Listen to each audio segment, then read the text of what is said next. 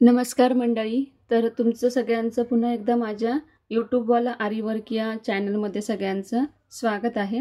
आज आपण बघणार आहे की रेडीमेड ब्लाऊजने आपल्याला जे वर्क करायचं असतं अशा ब्लाऊजवरती रेडीमेड ब्लाऊजने मार्किंग कसं करायचं.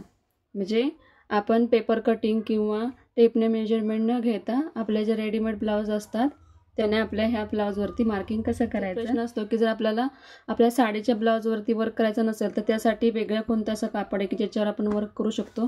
तर त्यासाठी हा एक पीस मी घेतलेला आहे.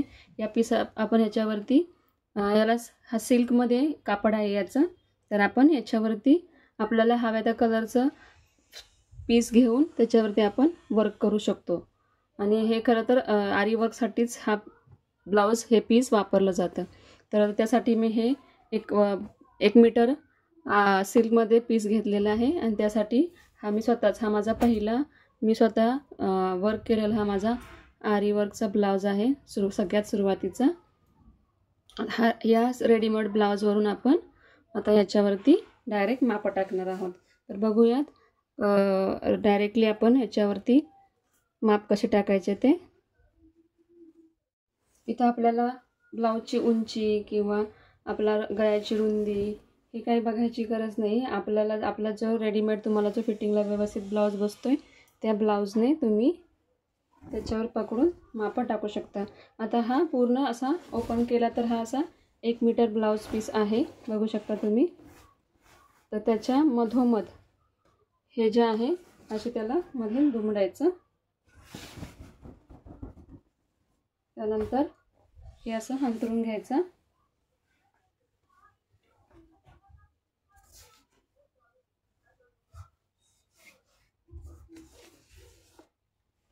त्यानंतर तुमचा जो रेडीमेड ब्लाऊज आहे हा ब्लाऊज घ्यायचा.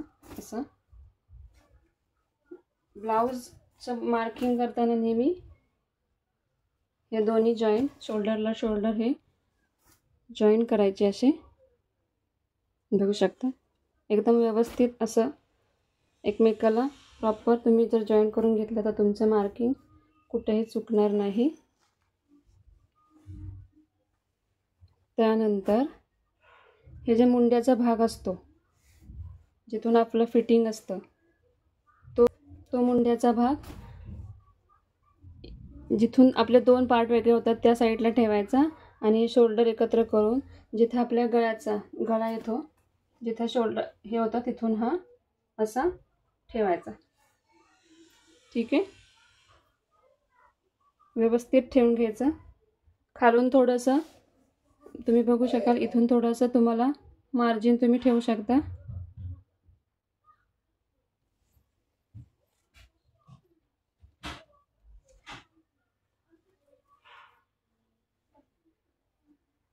तुमच्या ब्लाऊजची उंची किती आहे हे बघून तुम्ही त्याच्यावर असं मार्किंग करू शकता.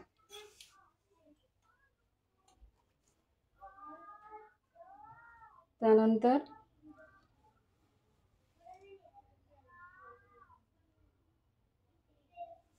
इथून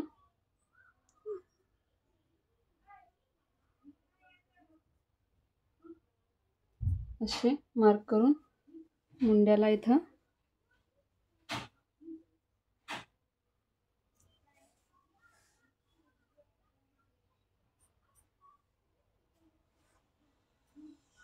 थोडंसं कंबर तिरकी असं तुम्ही इथं माप घेऊ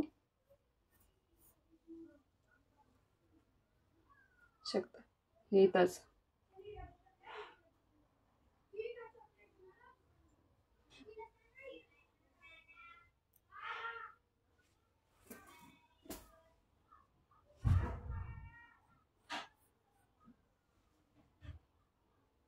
त्यानंतर स्केलनं असं तुम्ही हे जे मेजरमेंट आहे हे पूर्ण असं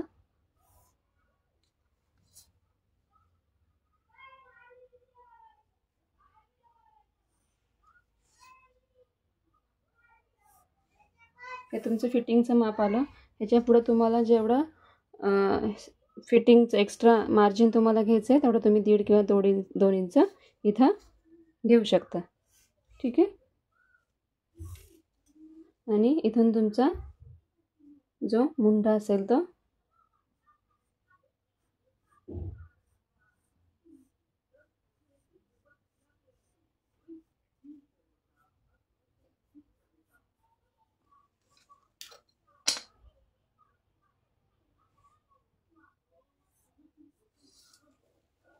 करू शकता। त्यानंतर तुमचं जे गळ्याचं माप आहे इथं माप टाकायचं, इथं असं हे इथून तुमचा जो गळा आहे तो गळा तुम्ही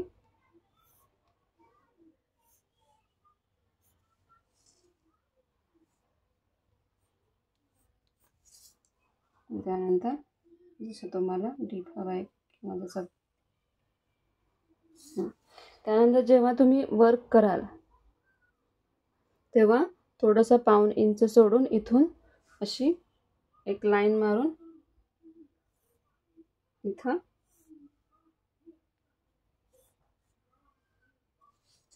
आतून वर्क करायला सुरुवात करायची। म्हणजे त्याचे स्टिचिंग ब्लाउज स्टिचिंग करताना ते मशीनमध्ये येणार नाही आणि त्यामुळे तुमचं वर्क खराब होणार नाही। तर हे तुम्ही डायरेक्ट तयार ब्लाउजवरून तुमचं माप टाकू शकता। आणि हेच सेम तुम्ही परत इकडं जे आपला कार्बन पेपर असतो त्याच्या सहाय्याने तुम्ही इकडं त्याला जॉईन करू शकता। तर हे डायरेक्ट तुम्ही ब्लाउज तुम्ही असा ओपन करून सुद्धा करता येतो। हे तुम्ही ते असं व्यवस्थित ठेवून इकडं असं या साईडला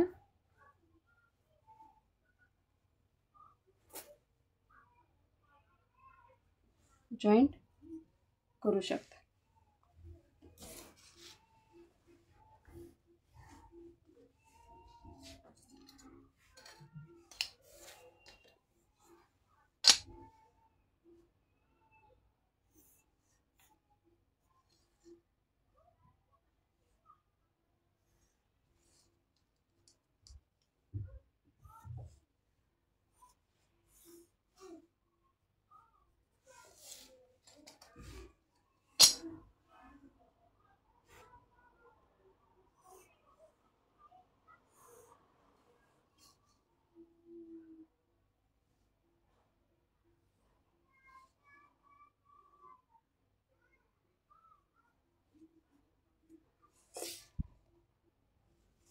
तर तुम्ही हे असं माप करून तुम्हाला एकदम इझी पद्धतीने तुम्ही डायरेक्ट रेडीमेड ब्लाउजवरून तुम्ही हे माप घेऊ शकता। त्यासाठी तुम्हाला सेपरेट पेपर कटिंग किंवा मेजरमेंट करून घ्यायची गरज नाही।